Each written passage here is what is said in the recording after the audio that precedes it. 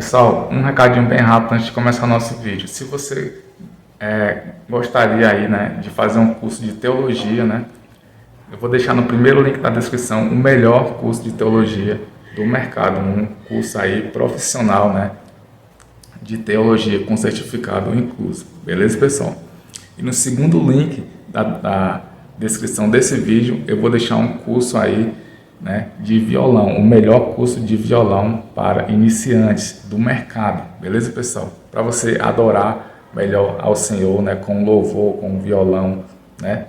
Um curso aí sensacional. Recadinho só esse, pessoal, então vamos agora continuar com o nosso vídeo. Fala, pessoal do canal, eu me chamo Felipe Oliveira, eu vim trazer mais um vídeo aqui sensacional para vocês, né?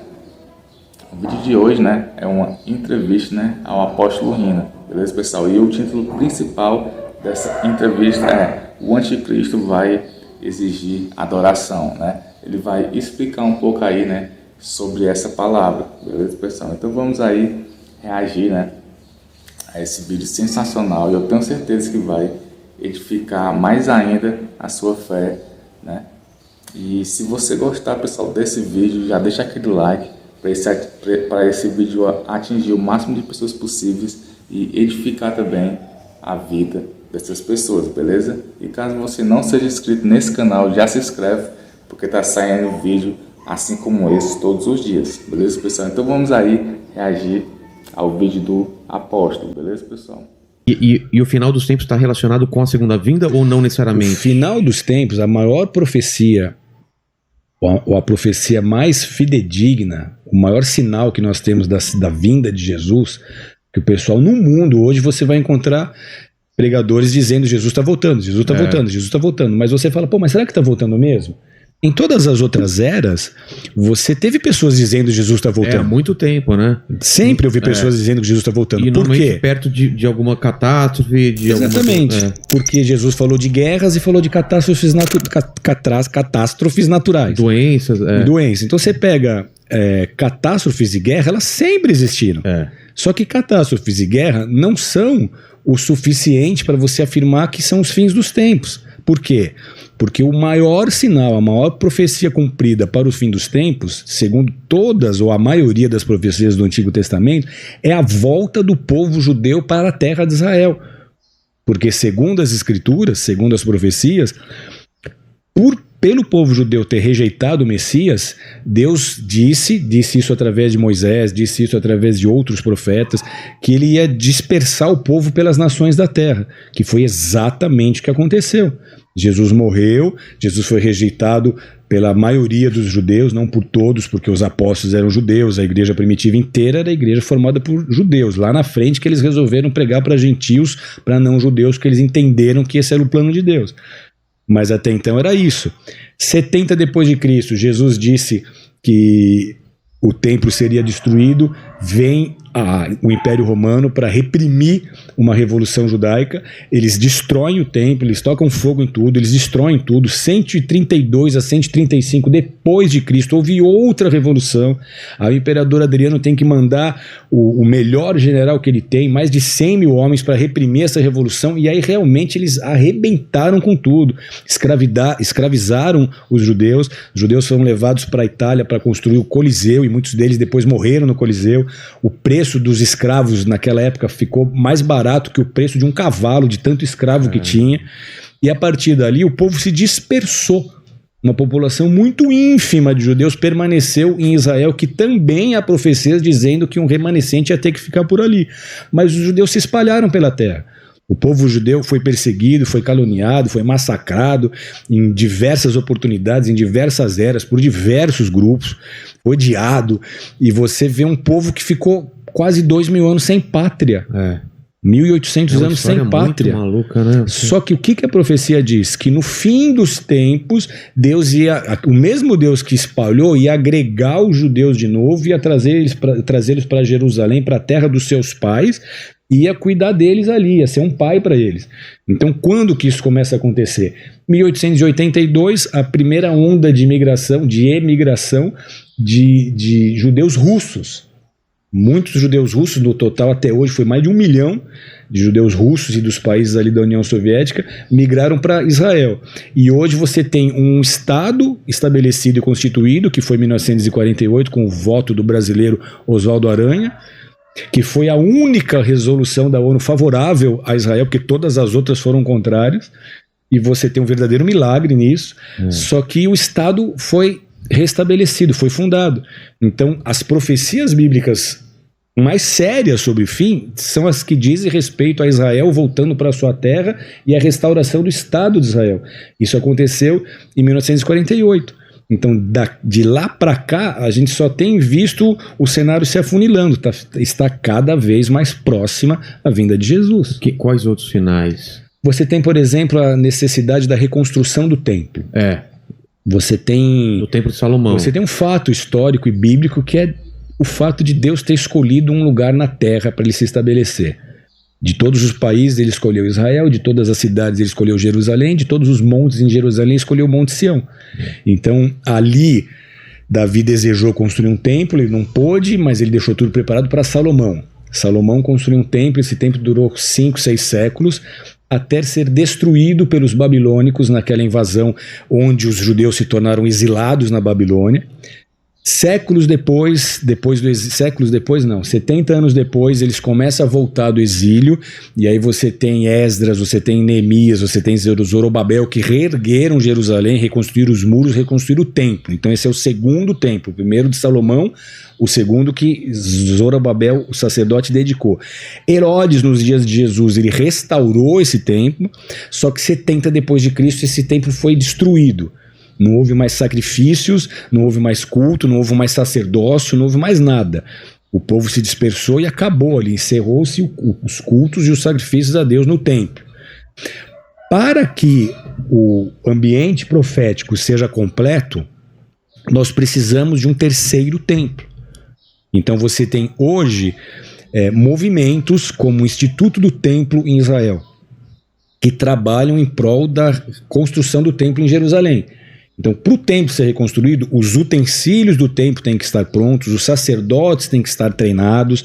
Então, esse instituto, ele já há alguns anos, ele treina sacerdotes. Tem um instituto perto de Jericó, ali perto do Vale do Jordão, que treinou milhares de judeus do mundo todo para servir no templo quando ele for restaurado e quando voltar a haver sacrifícios. Então você tem esses homens sendo treinados, você tem as vestes sendo restauradas, desde aquela época que não havia uma estola sacerdotal, que era a estola do sumo sacerdote, porque nem sumo sacerdote existe desde essa dispersação, desde a diáspora.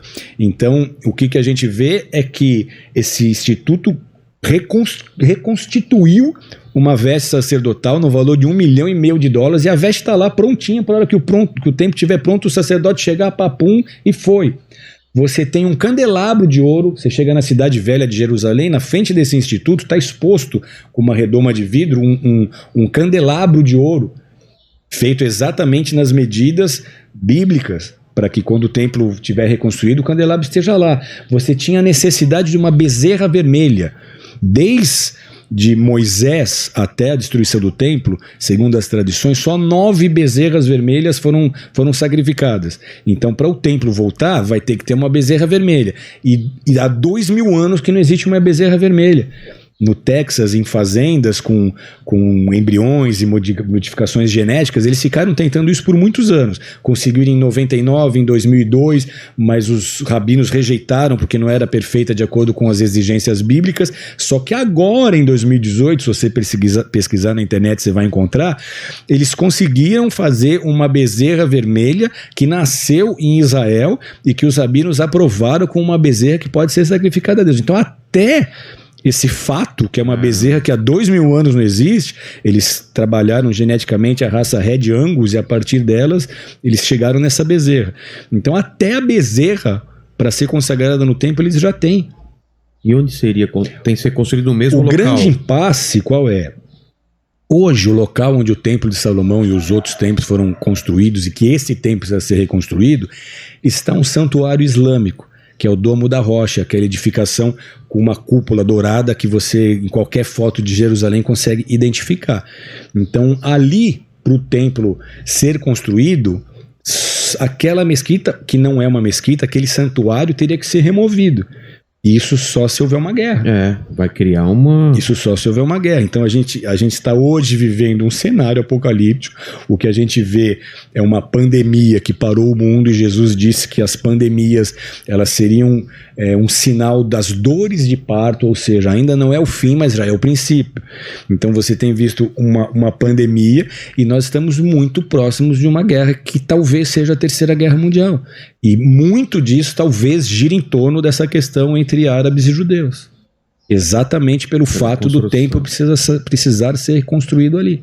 Só que é o templo que o anticristo vai sentar. Por quê? Porque, segundo a escatologia, Jesus vai buscar a igreja, aqueles que estão nele vão ser arrebatados para encontrar com ele nos céus. Na terra nós vamos ter um período de 7 anos. Primeiros 3 anos e meio, ele vai governar como um governante que o mundo vai falar: esse é o cara que veio para resolver os nossos problemas, vai resolver o problema da fome, vai resolver os problemas econômicos. Poxa, vamos acabar com o dinheiro papel, vamos ter uma moeda unificada, vamos acabar com as fronteiras, e você vai ter uma forma de se identificar, que você não vai precisar mais de documento, de RG, de SIC, de carteira de motorista, vai estar tudo aqui em você mesmo. Então o mundo vai dizer: uau, esse cara veio para resolver os nossos problemas, vai trazer paz, não vai ter mais guerra. Só que o segundo período, os outros 3 anos e meio, ele vai começar a exigir adoração, e ele vai se revelar como esse anticristo, como aquele que se opõe a tudo que diz respeito a Deus. E ele vai sentar no templo, nesse terceiro templo, e dali ele vai profanar o templo. Provavelmente ele vai colocar um altar pagão ali dentro. Os judeus, vendo isso, vão ter que deixar o templo novamente, porque o judeu não vai se dobrar à adoração a ele, ele vai exigir a adoração das nações, e os judeus monoteístas como são, não vão se portar dessa forma, não vão prestar esse culto a ele.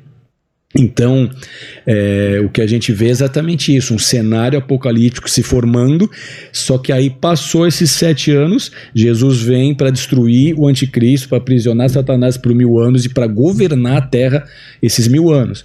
Isso é muito profundo e muito interessante, porque a Bíblia apresenta Jesus de 2 formas, como Messias sofredor. Messias é a palavra hebraica que faz referência ao próprio Cristo. Então, tanto Cristo quanto Messias significa a mesma coisa, significa um ungido. Então, o Cristo, o Messias, ele precisa vir, só que ele vem primeiro como Messias sofredor e depois como Messias rei. A Bíblia apresenta isso de 2 formas. Por isso que muitos dos judeus não creram em Jesus quando ele veio. Porque eles estavam sobre o Império Romano, pagando imposto para os romanos, e eles queriam um rei que libertasse-os do jugo e dos impostos romanos. E aí vem Jesus sofredor, que liderasse... morre. Um Jesus que morre. Eles queriam um Jesus guerreiro, que libertasse o povo ali fisicamente, mas a libertação e a vitória que Jesus estava trazendo era muito mais profunda, não era efêmera, não era passageira, era atemporal, era uma vitória espiritual e eterna, porque a partir do que ele fez ali, a gente não teria vitória sobre o Império Romano, a gente teria vitória sobre a morte, sobre o inferno, sobre o mundo, sobre o pecado, e teria vida eterna com ele. Só que foi difícil, os próprios discípulos de Jesus demoraram para entender isso. Quando Jesus ressuscitou, os discípulos continuavam não entendendo o que estava acontecendo. Maria Madalena correu para avisar: poxa, Jesus ressuscitou. Eles falaram: ih, você tá maluquinha, não tomou remedinho, coitada, como é que ressuscitou? Mesmo Jesus tendo avisado diversas oportunidades que ele ia morrer e que no 3º dia ele ia ressuscitar, porque até os discípulos de Jesus estavam esperando o Messias terreno. Só depois que ele ressuscitou, como ele começou a aparecer para eles com o corpo glorificado, toca minhas mãos aqui, toca onde o cravo me atravessou, toca a minha lateral, que o pessoal viu que era ele, que eles entenderam que era o reino de Deus, que não era um reino físico, mas era um reino espiritual e eterno. Então o primeiro Messias, que é o Messias sofredor, ele veio para resolver a história do pecado. Os homens são pecadores e o pecado separa o homem de Deus. Então ele teve que morrer no nosso lugar para poder garantir a nossa salvação. Então, pessoal, se você gostou desse vídeo, né, deixa aquele like, né, para esse vídeo atingir o máximo de pessoas possível, né, e impactar também o máximo de pessoas possíveis, beleza, pessoal? Então é isso, pessoal. Se você não é inscrito ainda nesse canal, já se inscreve, porque tá saindo vídeo assim como esse, né, todos os dias, beleza, pessoal? Então é isso, espero que você tenha gostado e até um próximo vídeo, pessoal.